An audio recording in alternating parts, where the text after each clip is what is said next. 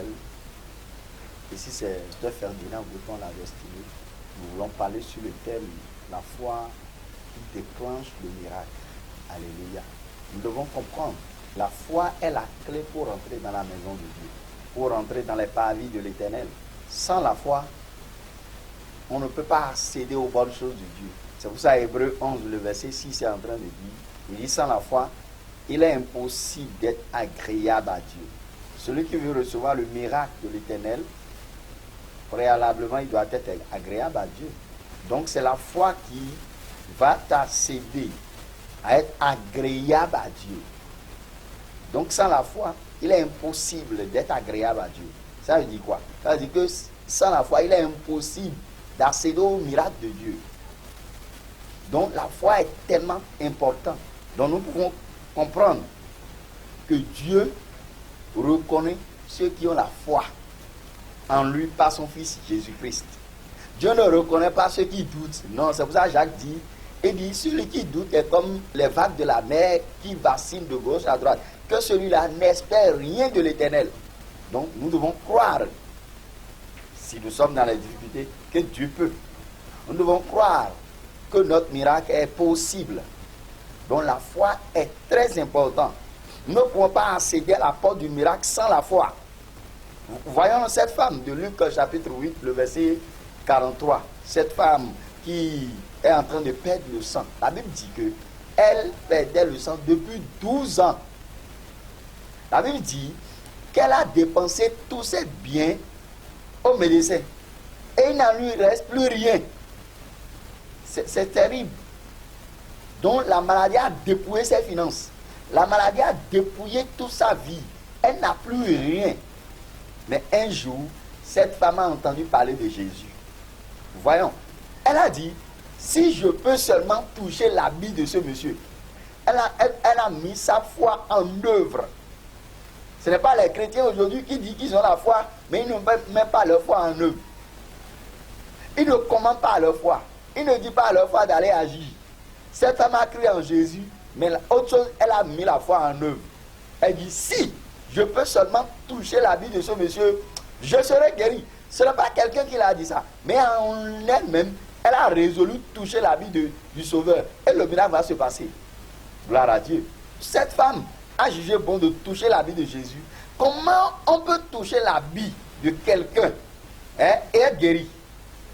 Comment ce que les médecins, médicaments, sérum n'a pas pu régler, on va toucher l'habit et le miracle va s'opérer et on sera guéri. C'est utopique, on ne peut pas comprendre. C'est spirituel. Mais pour accéder à ça, il faut que la foi soit là.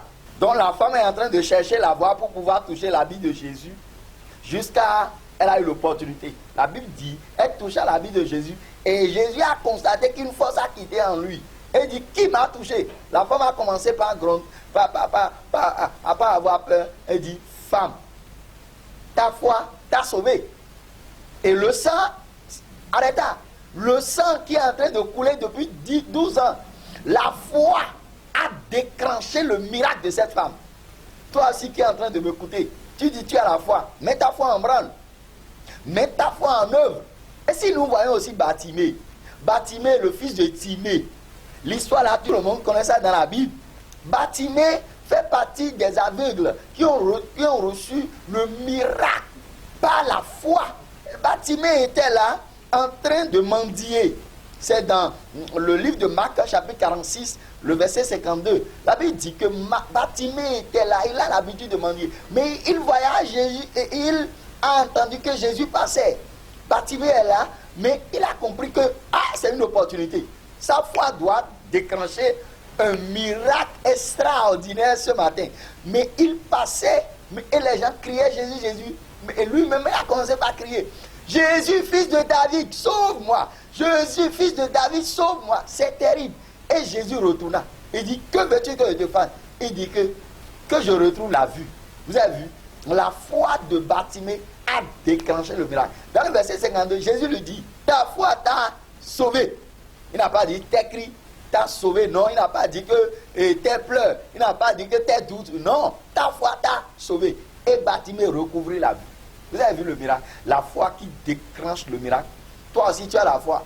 mais mets ta foi en exergue, mets ta foi en œuvre. Oui. Donc nous avons plusieurs exemples qui peuvent nous confirmer ce thème.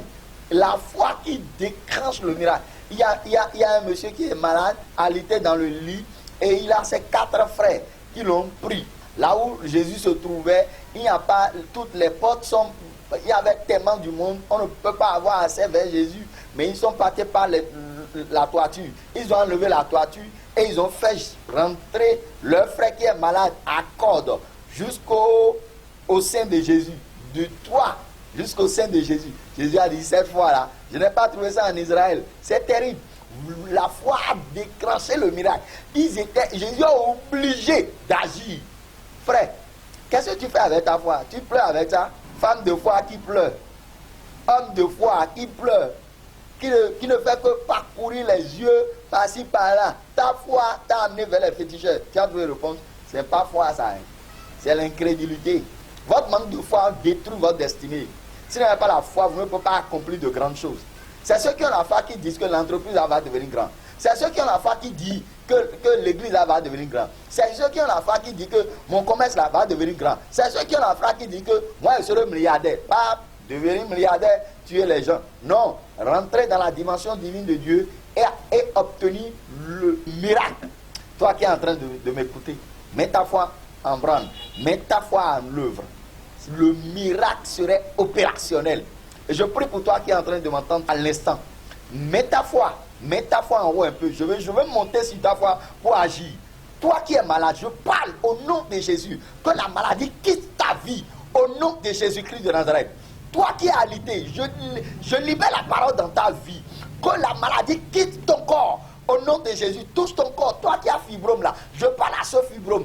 Et maintenant que tu es en train d'écouter, maintenant que tu es en train de me voir, que ce fibrome là, ce kyste là, sort au nom de Jésus-Christ de Nazareth. Si tu crois, tu verras le miracle. Toi qui veux un travail, je parle maintenant au travail, de te chercher. Au nom de Jésus, le contrat que tu attends, visa que tu attends, si tu crois à mon onction, tu crois à la voix qui sort de ma bouche, je déclare au nom de Jésus, dans les 48 heures, tu auras une bonne nouvelle qui va booster ta vie. Tu auras une bonne nouvelle. Dans les 48 heures, un miracle que tu attendais depuis se passe dans ta vie. Si tu crois à ça, dis Amen et ça s'accomplit. Au nom de Jésus-Christ de Nazareth, je déclare que cette année soit une année de la manifestation du miracle dans ta vie. Si tu mets ta foi en œuvre, le miracle va se passer. Au nom de Jésus-Christ de Nazareth, soyez bénis. C'est votre serviteur, Pasteur Ferdinand Bouton, la destinée. Vous pouvez nous joindre sur 229 97 32 79 45. Nous sommes à Cotonou, à Fifadi. Soyez bénis.